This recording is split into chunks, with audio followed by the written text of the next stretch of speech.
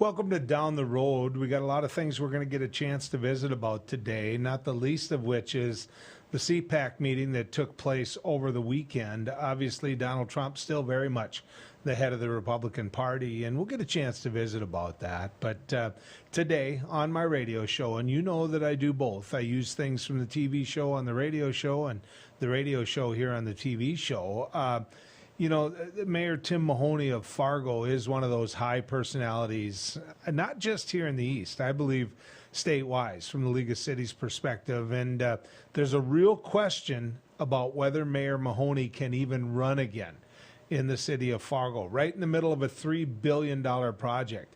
I had a chance to visit with him today on the radio. Take a listen to this. The mayor of Fargo, Mayor Tim Mahoney. How you doing, Mayor? Good. Great day today, Joe. So if a patient came in, sat in your exam room and said, Dr. Mahoney, should I get vaccinated? Your answer would be? Your chance of survival is better with the vaccine. So we've had a couple of close family members that have died from the COVID. And, if your choices are take a vaccine and you have a high success rate, 99% you won't die, I'd take the vaccine. Yeah. Have you? Yes. Yeah. See, I don't know why even people that are against the vaccine are afraid to tell people they didn't take it.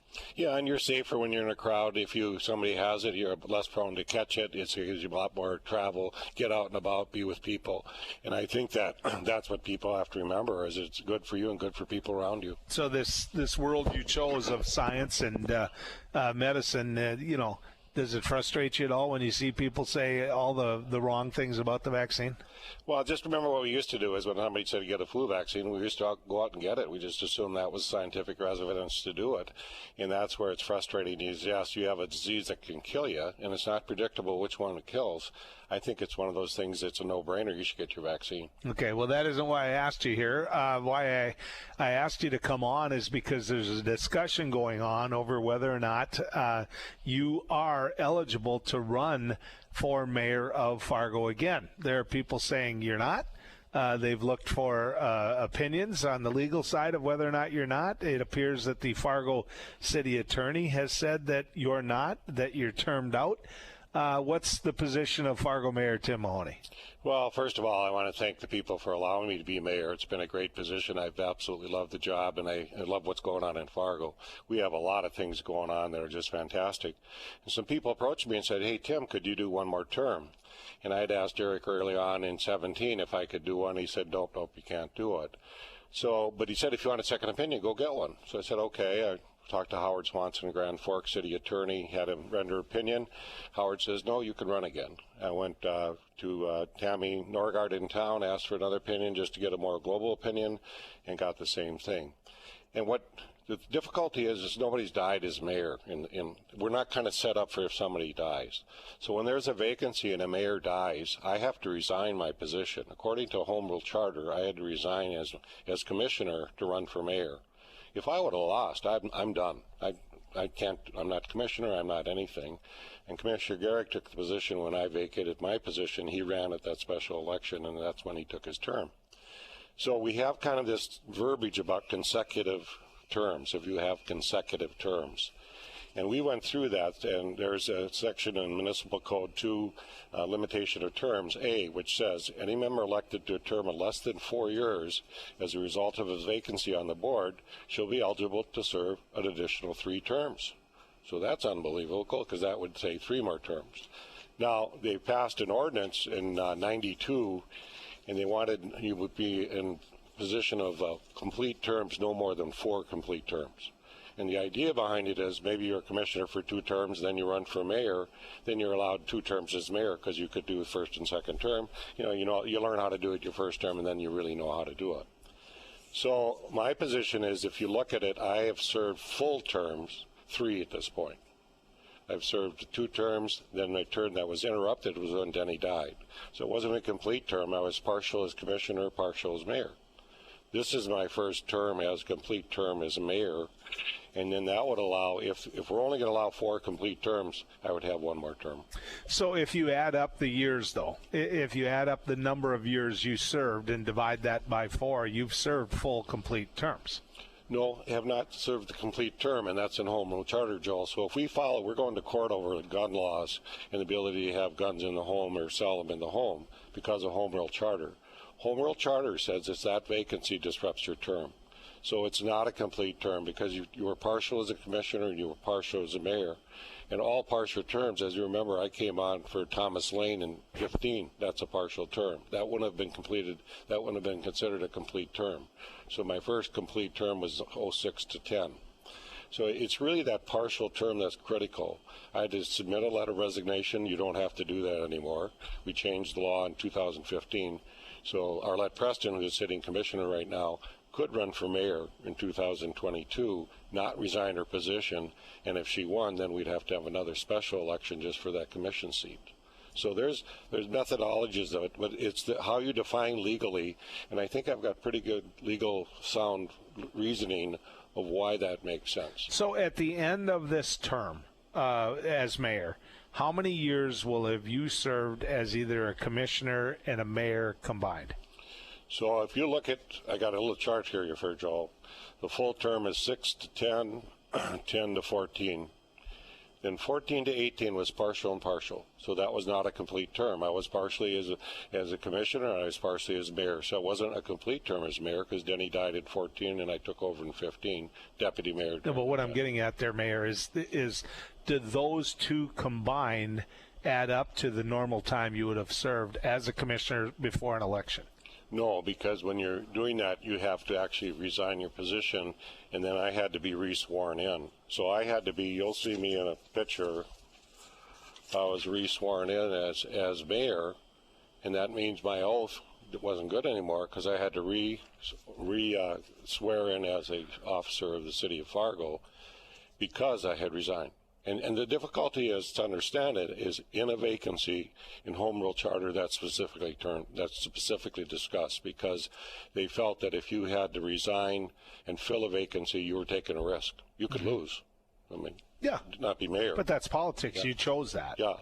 And it's just, there's so many things going on in Fargo right now. Diversion is moving full blast. We're getting the drought control. We have a lot of things economically going on.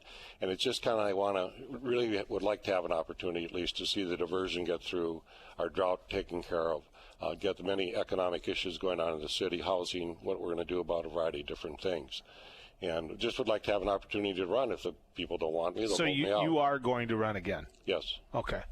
And you're going to run again if the city commission determines that you are not eligible to run again, you're going to have to go to court because they can, and you've got a situation where you've got four other people, right? You've got Tony Gehrig, you've got Dave Pepcorn, you've got Arlette Preston, you've got John Strand.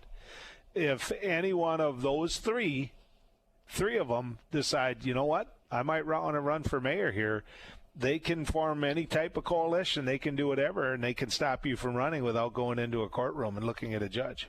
That's correct. Okay. Well, and that's going to be tonight. That's going to be talked about tonight. Yeah, it's a little unclear what can happen because, in Eric's point of view, he'll give his opinion, I'll give my opinion, and then it's a matter of interpreting the ordinance or a matter of interpreting it. The commissioners could interpret it and say, I get the logic, I understand it, Tim. I think, yep, I can follow that. And that's right too. But I mean, there are ways of saying, okay, Tim, we'll let you run. You got to win. You still have to go against in front of the public, and this is a tough job. There's a lot of stuff that goes on. People like you or don't like you, but I think that it's a little confusing. When Denny died, we were a little bit different. We hadn't had that before, and I think Eric sometimes was trying to just follow as he understood it what would happen. But I think when you go back to home rule charter and back to your ordinances, it supports my position. So when the Grand Forks city attorney and when Tammy Norgard, who, by the way, represents you, so it isn't some independent, I mean, she works for you. Yes. So with all due respect to Ms. Norgard, I'm not looking at that as you can find an attorney who agrees with your opinion. Yeah. So Tammy's really out of it as far as I'm concerned. But when the Grand Forks city attorney came and said, no, he can run again, did you take that back to the Fargo city attorney and say, look, this is a ruling. Are you ready to reconsider or have a debate here? You know, I asked Eric to look at that, and he never rendered anything in writing over that. He said, I still disagree, but he never... So he does disagree. He never opined that here's why I disagree, and that's the difficulty in this. I'm not quite sure why, you know, if you're given another opinion, general surgery is the same thing, right? Somebody comes to see me, I say, you need surgery, goes to see somebody for a second opinion, and they say, no, you don't. You know, that's a second opinion. And then, well, okay, well, why don't you? And that's the important part. And I'm supposing Eric will say that tonight, why he thinks yes or no on those particular opinions. But that is, if I'm a commissioner, for example, and I'm sitting there and the attorney that represents the city says that, you know, the mayor isn't able, he's termed out, and then I go against him, I should get rid of the attorney. I mean, if I don't agree with the attorney and I'm not going to take the advice of the attorney, you know, I'm going south on the attorney. Well, it's kind of an opinion interpreting the ordinance, so I think there's some latitude a little bit in that. And what you'll see in some of the legal work that I had done, we researched what was going around the country. In a sense, Eric is, quote, giving his opinion, but didn't necessarily have all the legal research that I have from Swenson and Norgard. But you made that available to him. I made that available. And he still hasn't changed his opinion. From Norgard's position, he hasn't responded, so I don't know what his thoughts are about that. And again, not to be combative, but the Norgard opinion would go by the wayside. It's the one in Grand Forks that if I was the attorney, if I was Eric, I would take a serious look at and have a conversation over. So the opinion of the city of Fargo is that Fargo Mayor Tim Mahoney is termed out after this term. His opinion, if you're just joining us now, is that he's not. And tonight there's going to be a discussion, and I think, Mayor Mahoney, it's good that discussion is taking place now, because the sooner you resolve this, the sooner the public will know, you know, hey, I got a shot at this. Or if Tim's in it, you know, the Fargo's overwhelmingly voted for him, I'm not going to run against him. You know, they need to know now. Yeah, I think the public deserves to know, and I hope the commission can make a decision tonight. But it's a good discussion, and we need to, home rule charter is what the city of Fargo voted for in 1970. That's what the public wants. Let's honor what the home rule charter says. Okay, so I look at the makeup of that city commission. And I've got Arlette Preston. It's no big secret around the community that Arlette could be one of those individuals that looking to run for mayor. Then you take a look and you make another jump to Commissioner Gehrig, and if you're asking him to change the opinion, he's voted no on everything, including new toilet paper. So you're going to lose that vote. I'm going to make that prediction for you. Then you take a look at Commissioner Pepcorn. I don't think it's any big secret that when Dave looks in the mirror and shaves, he sees a mayor someday too. So to me, you're headed to court if you want to run. Can you see a path where you're going to win tonight without headed to court? Well, I think the commissioners, if they'll look at the argument, you know, fairly, we may come to some type of resolution, because usually they try to come to solutions. But I could see that, Joel. But how is there a resolution? It's either you're termed out or you're not. Yeah. There's no middle ground here. Well, at their interpretation, I'm termed out. But if you go to court, you can go through the reasoning of why that might be flawed as far as in legal reasons for that. But I think they can also say, yeah, I didn't look at it that way. And it's critical that people remember that Denny Wallaker died in office. And that's an unusual circumstance. So that's why a lot of people were just thinking, well, we just do it the same old, same old. And the reality is, during the time frame in which I'm serving, I had to resign, give up my seat. I had to have an interruption of my time. And then I had to run for mayor in an incomplete seat. So it's really the interpretation of what complete is. And you and I were talking about that earlier today, is what is a complete term? Is that from the start to the end? When does your term start? How long were you off in between those two, from your resignation to your position as mayor? So the way you resign in order to allow another commissioner to run for his race is you resign pending right at the end of the election. You basically resign, the day the election ends, you're done, and then 2 weeks later you take over as mayor. So it's an interruption of what happens to you. So it's the 2 weeks that you're betting on? Yeah. Other than that, you've served as many years as you can. But it's that 2 weeks that you're trying to... Well, it's that interruption, Joel. So okay. You know, interruption in anything causes issues. I'm putting a black robe on myself, trying to figure out how this is going to work. You say that, you know, who knows, there might be some room for a compromise, whatever. This is going to be there tonight. I mean, you're going to be in that room tonight. Sweating. You're right. They're going to be talking to you. So let me ask you this. And after the bottom of the hour, I want to talk about what's left to do. I do. I know that's one of the things that we promised each other we would talk about in this interview. But how do you work with people that tell you can't have the job anymore when you say you can't have the job? How is that gonna work? Because they tell you that you're not eligible to run again. You completely disagree. You've got an opinion from Grand Forks. They've got one from Fargo. It seems to me Fargo is going to have to represent them in the court case against you. Yeah, it's a pickle you put your attorney in for the city, but then it's a discussion of legal arguments. And to me, it's whether your legal argument follows the law. And I think that's where, if you go to a court of law, you'll see that the judge would come down and decide, yes, Tim, you can run again. I would hope. But you are suing the city of Fargo. Well, I would have to sue the city of Fargo, but let's see what happens tonight, Joel. Okay. I just gave you my prediction. So the mayor is running again, and he is suing the city of Fargo if they don't approve an opportunity for him to run again tonight at the Fargo City Commission. It's going to be pretty lively. We've got some more in our conversation with Fargo Mayor Tim Mahoney when we come back on our trip down the road. Howdy, folks. It's a Caroline Cafe. I reckon it's time you're due for a hearty meal. So saddle up for the day with one of our Hay-Boston breakfast homemade soups. Fill your grill at a salad bar. Sink your teeth into our famous Caroline burger and barbecue ribs. Top it off with spoon-rattling pie with a cum roll that's sure to put a smile on even the toughest outlaws. Shake the dirt off the boots each night and warm up with the gang. Tell them about it, Stacy. I can't wait to see you at the county line. Hi, it's me, Anthony Sullivan. And yes, you've actually caught me at home relaxing because life's been pretty worry-free since I got coverage with American Residential Warranty. You won't believe what ARW covers. Heating and air conditioning, washers and dryers, kitchen appliances, plumbing, water heaters, electrical systems, flat screens and laptops, even pools and spas, and so much more. Call American Residential Warranty. They'll get you covered. 1-800-219-1467. Hi, Hunter Ellis here for Night Hero Binoculars by Atomic Beam. These binoculars let you see anything, even in pitch black darkness. Gotcha.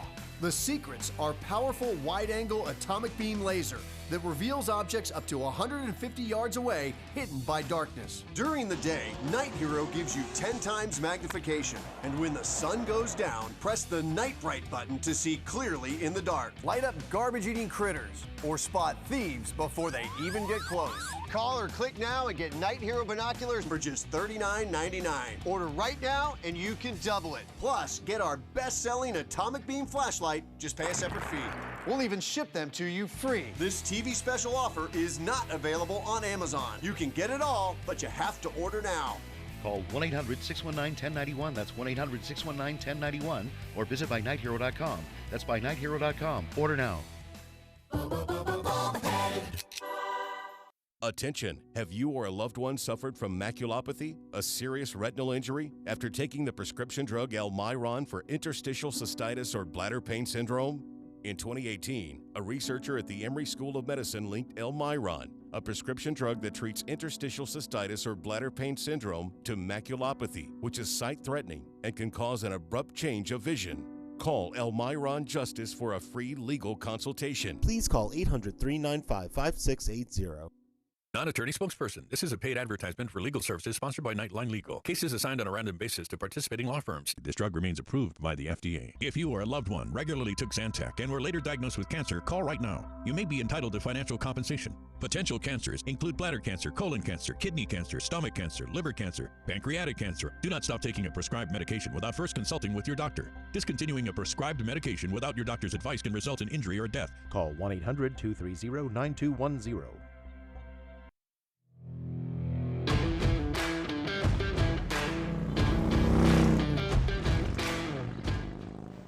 So the mayor of Fargo said he's about to sue the city of Fargo. He said it in a very smooth way, in a smooth fashion, but the truth of the matter is if he doesn't get the votes in just a couple of minutes here, he's going to sue the city of Fargo. He believes that he has the opportunity to run again. You put a lot of money, whether it be federal or state, into projects that this mayor has championed. I wanted to talk to him about that before, so people understood just what he's been working on before the big vote here tonight.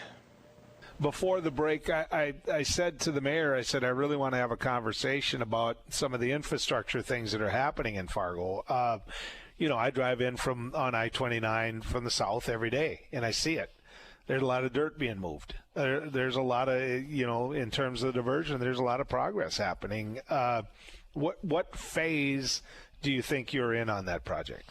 Well, I think we're now in phase ground zero. Basically, the Corps is working real hard, as you know, on the inlet structures, Wild Rice, and the inlet structure down by Horace.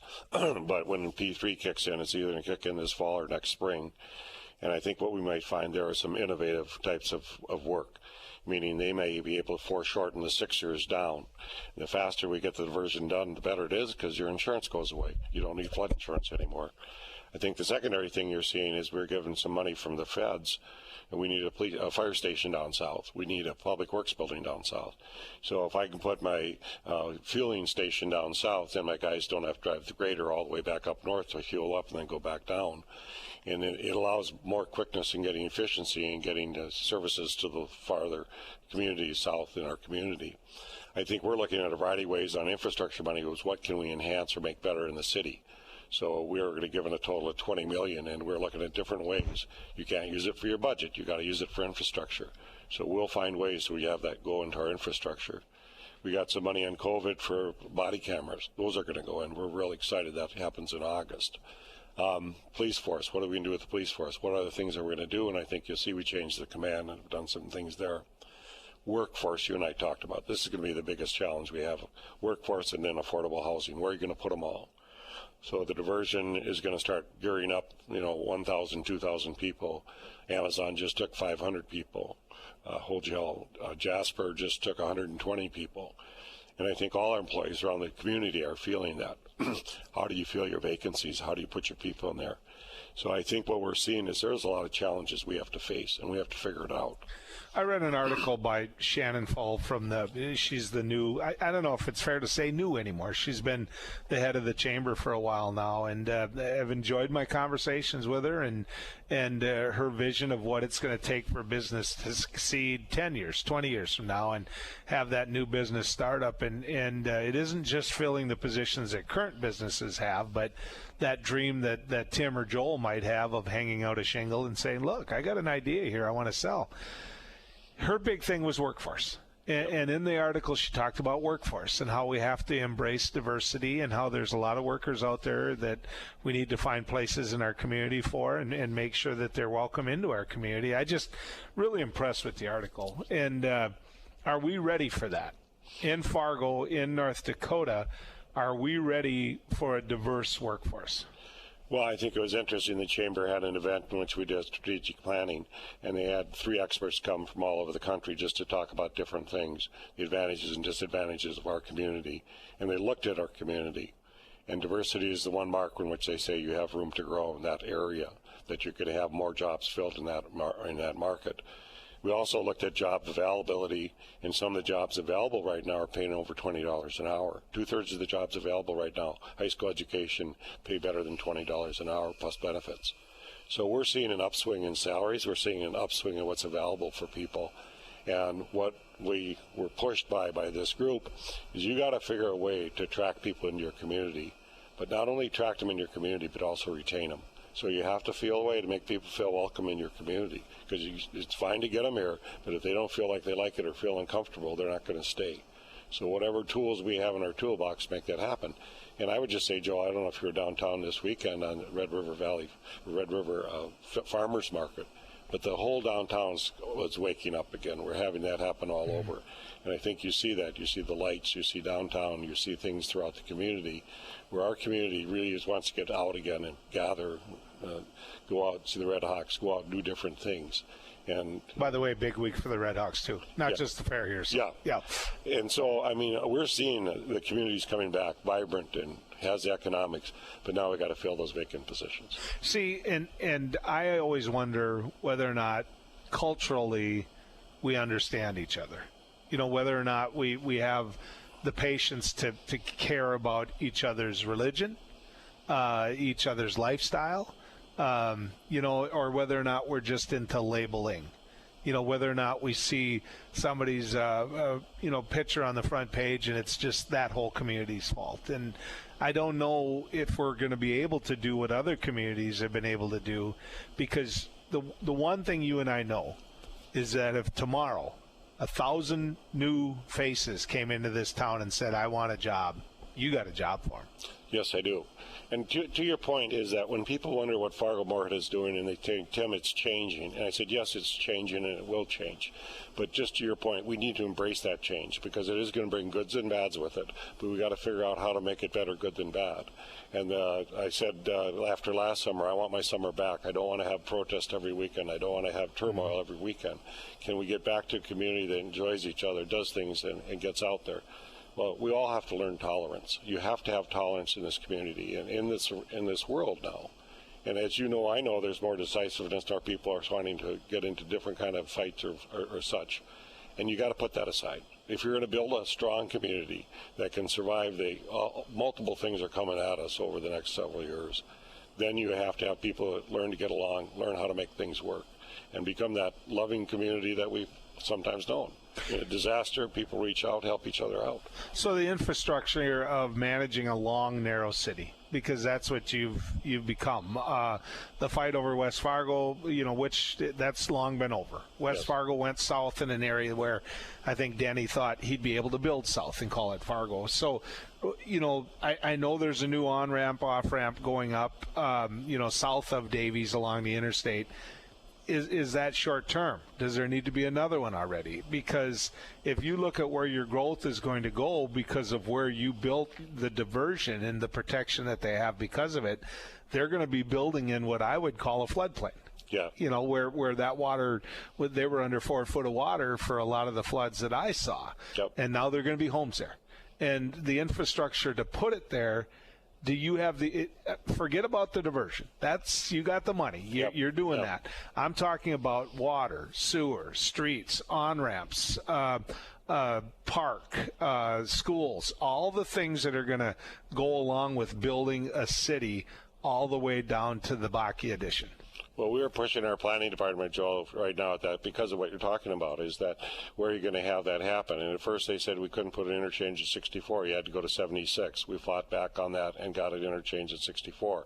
You're going to have continued growth going south, and we have to play in our infrastructure. We came up with a plant they give it Lake Fargo we talked about. That saved millions of dollars in infrastructure because not every slot of land had to have a retaining pond. We have one big retention pond.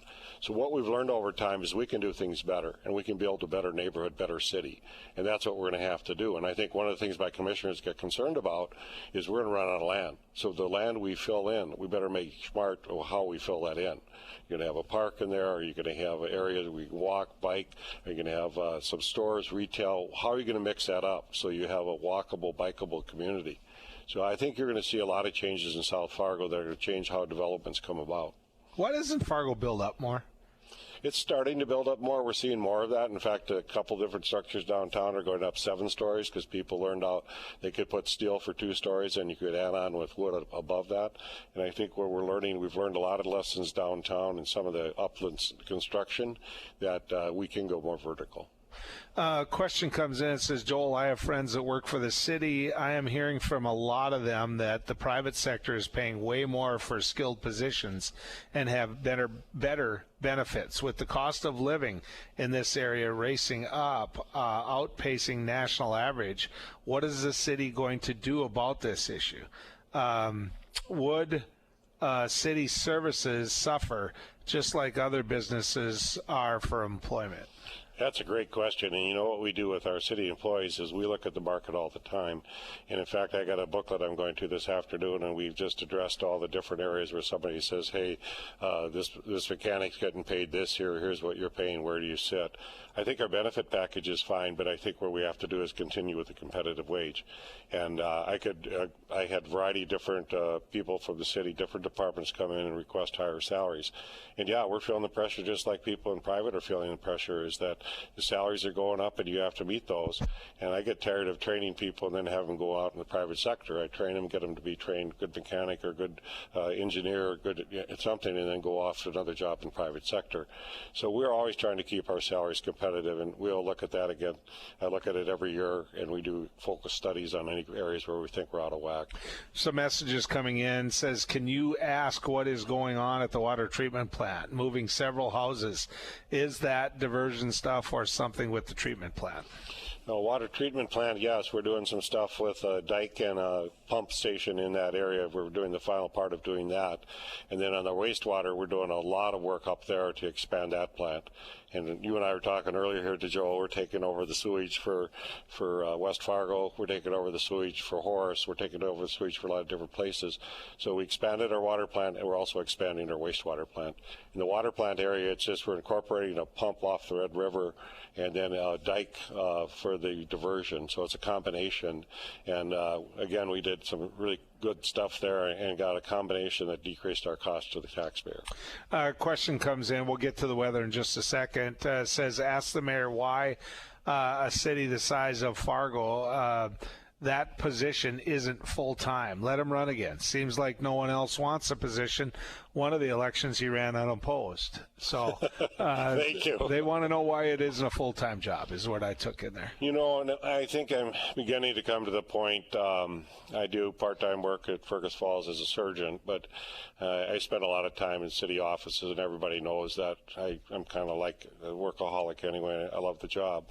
But I do think that we need to have a serious discussion with the commission about changing this job to a full-time job, because that's what it's becoming.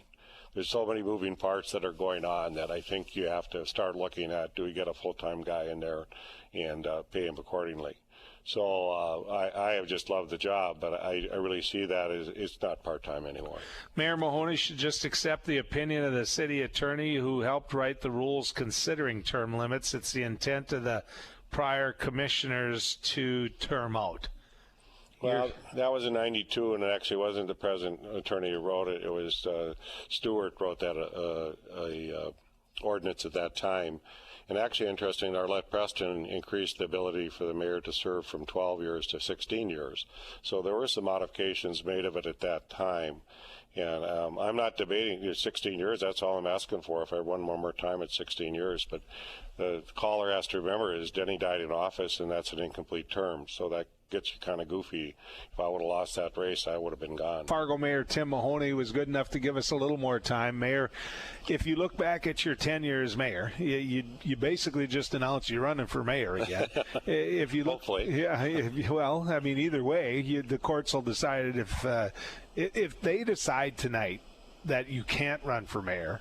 Are you saying right now that you will take this to court? I take it to court. I think I have a reasonable argument about it, and I think the legal system would see it, interpret it the way we're interpreting it. Okay. So if you look back and you were talking to the people of Fargo right now, and they said, all right, I want two things that you did as mayor that would make me vote for you again, what would you say? I'm a guy who gets things done. You'd have to say the diversion. You and I have argued back and forth over that over the years, and you'd have to agree with me that finally it's moving forward and going forward.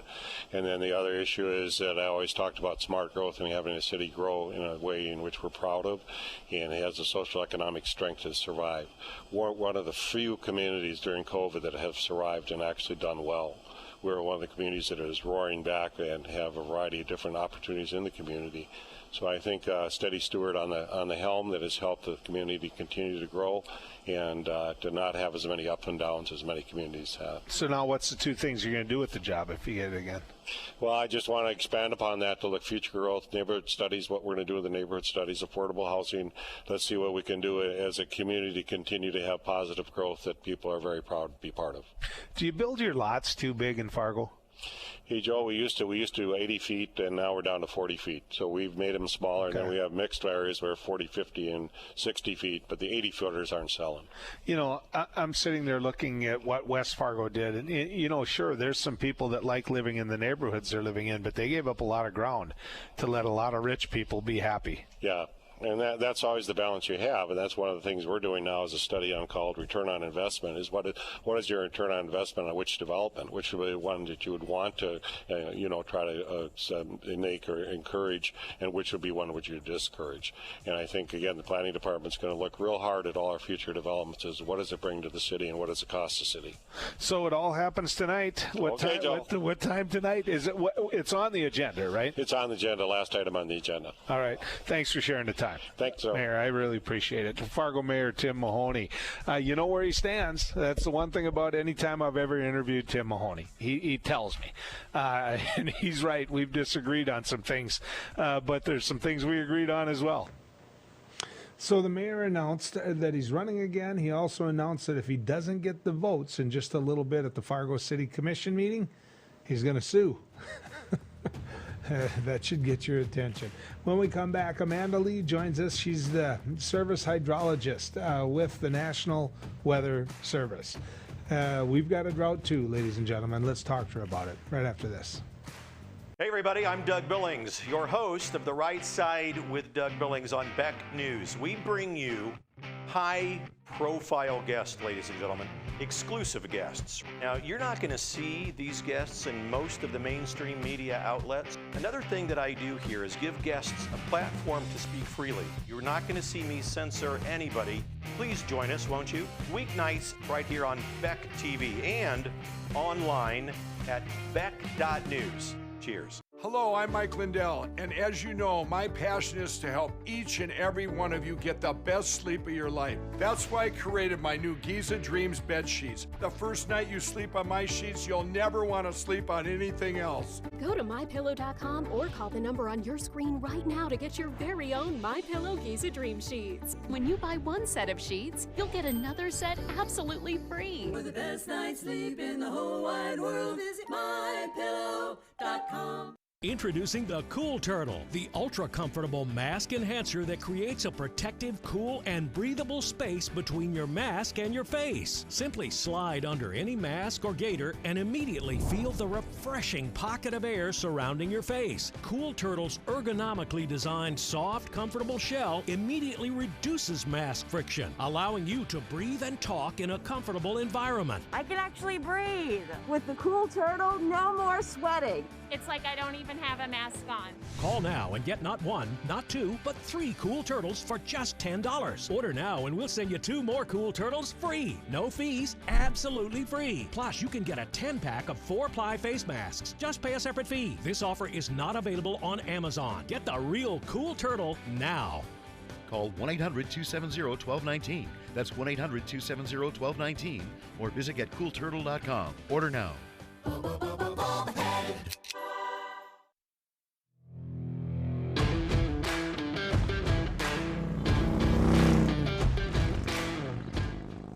Welcome back, ladies and gentlemen. Amanda Lee, who's that? Well, a lot of you know who that is. She's a service hydrologist with the National Weather Service.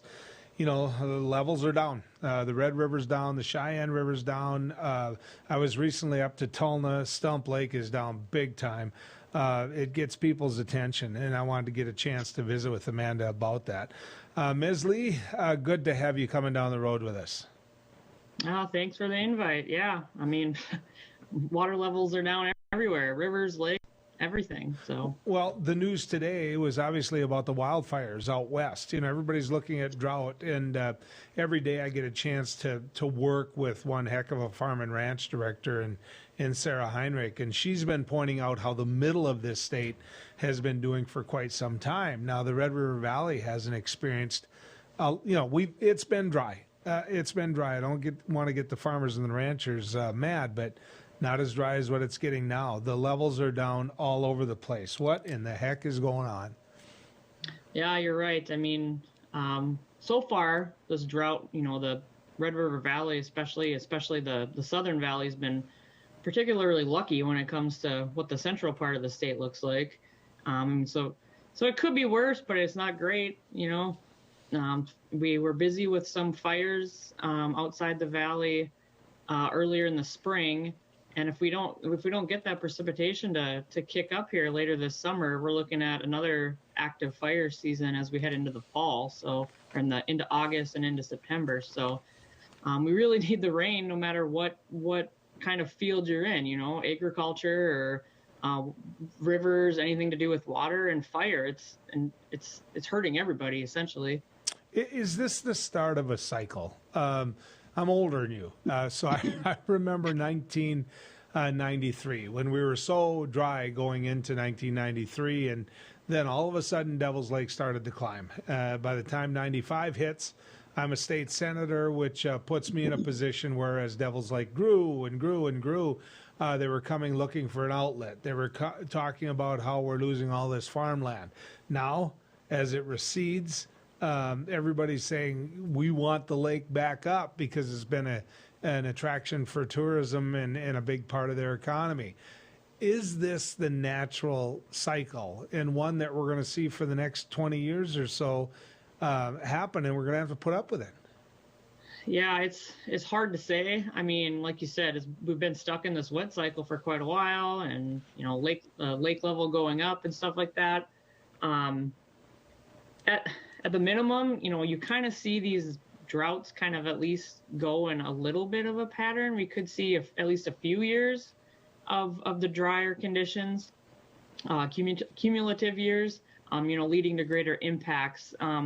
It's hard to say. In this area, it's so easy to, you know, for things to change so quickly. I can't help but keep going back to fall, what would that have been, 2019, and how wet we were.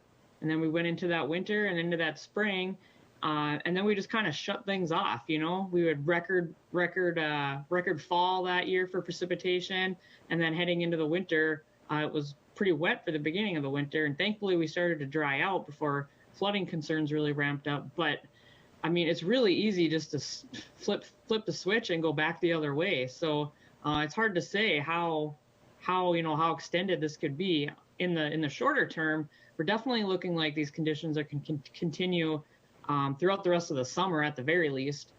We do have chances for El Nino to kind of ramp up as we head into later in the fall and into the winter. So that might change things up a little bit, but it's really hard to say as we get out into the longer term. So, but no relief really here on the short term period, unfortunately. Is it an indicator when you go through an open winter like we just went through? Is that an indicator for what the growing season is going to be? Because it's been my experience, it isn't necessarily an indicator, or, you know, maybe I'm missing it, Amanda. You mean like precipitation wise, or like how well things are going to go? Yeah. Yeah. When we have absolutely no snow and then we kick into spring and it, you know, before I've seen open winters, and then all of a sudden come spring, the rains hit, but this year, nothing. Yeah. I mean, you really can't use that as an indicator, you know.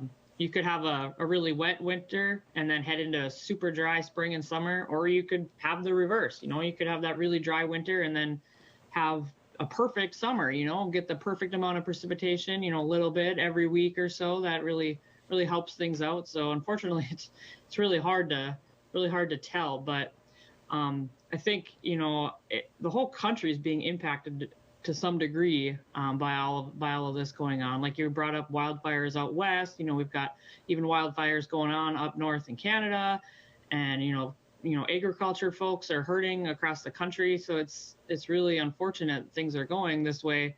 But like I said, things can change before we know it. You know, it's not looking like it in the foreseeable future here, but you know, maybe this winter we're going to get hit hard again, and you know, have a few big storms and quite a lot of snow and precipitation. So, which I think some people would approve of at this point. You know, start to fill some more things up, get some more precipitation and water out there. But fortunately, we can't really look into the future that far, I guess, with much truth.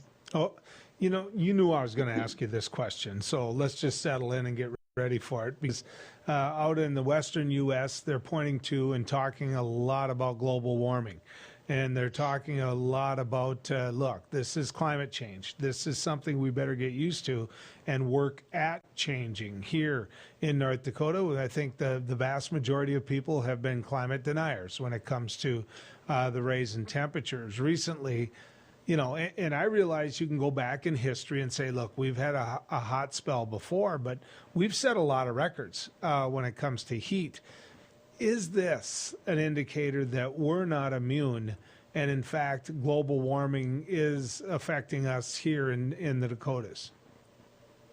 I think you just, you know, anything's possible, really. I think you just got to think about not even looking at things, you know, politically or personal opinions or anything like that.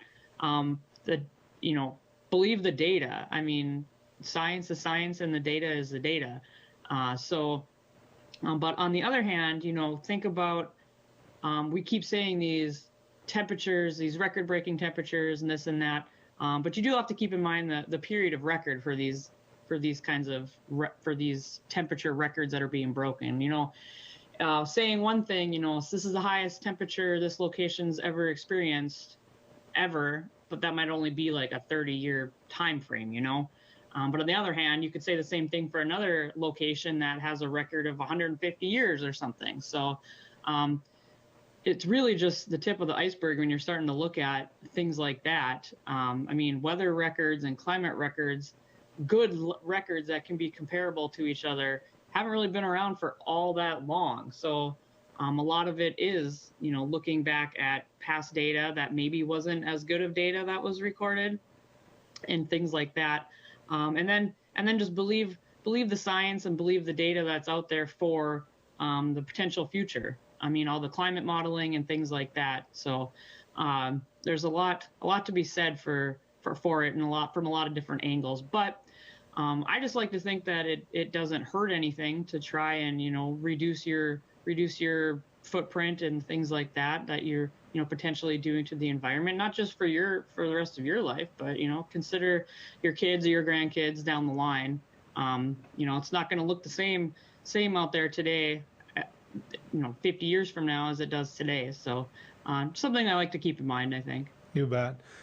We count on the National Weather Service each and every day. I thank you for that. You're a huge help in many people's lives. Amanda, thank you for coming down the road with us. Yeah, no problem. Hopefully it was helpful. You bet. When we come back, CPAC, what does that mean? Well, we'll tell you about it when we come back here as we head down the road. Hello, I'm Mike Lindell, and as you know, my passion is to help each and every one of you get the best sleep of your life. That's why I created my new Giza Dreams bed sheets. I started by using the world's best cotton called Giza. It's only grown in a region between the Sahara Desert, the Mediterranean Sea, and the Nile River. It's ultra soft and breathable, but extremely durable. My Giza sheets also include full 21-inch wide pillowcases that will fit over any pillow and deep pocket sheets that will fit over any mattress. The first night you sleep on my sheets, you'll never want to sleep on anything else. Go to MyPillow.com or call the number on your screen right now to get your very own MyPillow Giza Dream Sheets. Giza Dream Sheets are available in a variety of colors. Use your promo code, and for a limited time, when you buy one set of sheets, you'll get another set absolutely free. For the best night's sleep in the whole wide world, visit MyPillow.com. Non-attorney spokesperson. This is a paid advertisement for legal services sponsored by Nightline Legal. Cases assigned on a random basis to participating law firms. This drug remains approved by the FDA. If you or a loved one regularly took Zantac and were later diagnosed with cancer, call right now. You may be entitled to financial compensation. Potential cancers include bladder cancer, colon cancer, kidney cancer, stomach cancer, liver cancer, pancreatic cancer. Do not stop taking a prescribed medication without first consulting with your doctor. Discontinuing a prescribed medication without your doctor's advice can result in injury or death. Call 1-800-230-9210. Seniors, are you aware that you could pay less for your car insurance? Seniors can save money on their car insurance. You might save a little, you might save a lot. Maybe hundreds of dollars a year. You might save 5% a year, maybe 10%, 15%, or even more. That's a lot of money. So call right now and find out just how much money you might be able to save. 1-800-699-0761. 1-800-699-0761.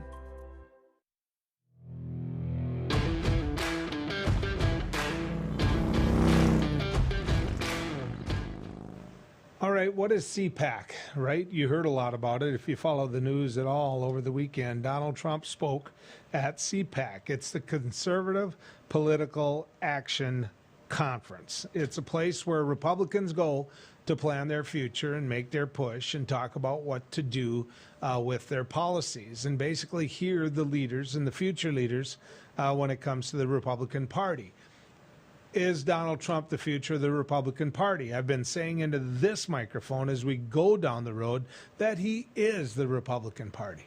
There's absolutely no question that Donald Trump is the Republican Party, and he's going to remain the Republican Party. He's going to remain that mountain that Republicans have to go to and take a bended knee to ask for permission to do this, that, or another thing. In fact, if you don't believe me, look at what he said this weekend. He talked about Mitt Romney. He talked about Ben Sasse. He talked about people that have been challenging him politically, Liz Cheney and others. Now, the Cheney family used to be about as powerful in the Republican Party as what you can possibly get, period. Involved in 2 Bush presidencies, a vice president of the United States, and then his daughter becomes a congresswoman. In a short period of time, she gets in leadership in the U.S. House. Well, she's toast. Under the Donald Trump world, she's toast. So what happens with all that power? We have states, and we're one of them, where we are way behind when it comes to vaccinations. Way behind. Now we've got the Delta variant, which is going around, and increased cases of COVID. It's proven that if you're vaccinated, you are not subject to that, or at least the percentages go your way, to the tune of about 90%. I'm vaccinated. Why is it so hard for others to say they've been vaccinated? Why? Senator Kevin Cramer has yet to say he's been vaccinated. Unless I'm wrong, he has yet to say he's been vaccinated. And most importantly, he and Donald Trump, who is on that mountain that Kevin Cramer goes to basically kiss up to, Kevin Cramer goes there, and he knows that Donald Trump doesn't want people to talk about being vaccinated. And I don't get that. That's one of the few things in his administration that he can brag about. He can brag about the money that was spent and the emphasis that was put on developing that vaccine. He's been vaccinated.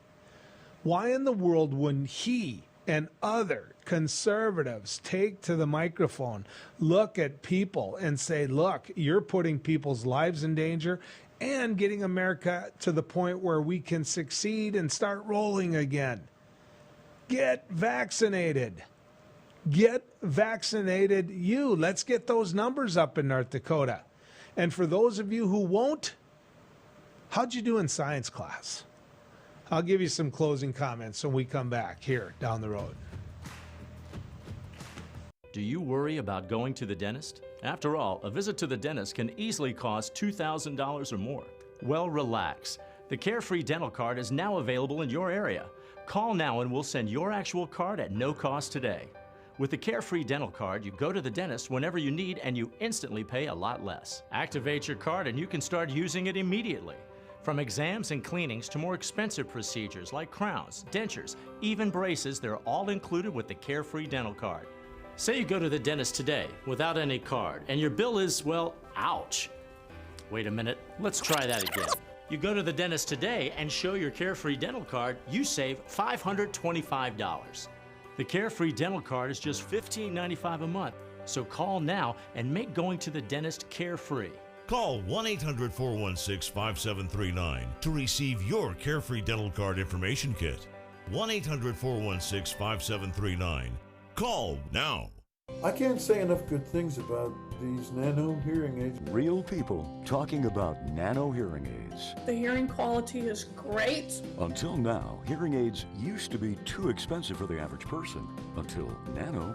Call now and you'll get your Nano hearing aids for only $297. You'll save $100. When you buy one hearing aid, Nano will give you a second hearing aid free. Call right now. 1-800-213-3815. Spas, etc. Yeah, yeah. You've come to know and trust us for over 18 years with the largest selection and showroom in Western North Dakota for our beautiful Sundance spas. Plus, you could pick out your next home experience with our selection of pool tables, shuffleboards, and fun accessories. Spas, etc. Your relaxation destination on Main and Bismarck.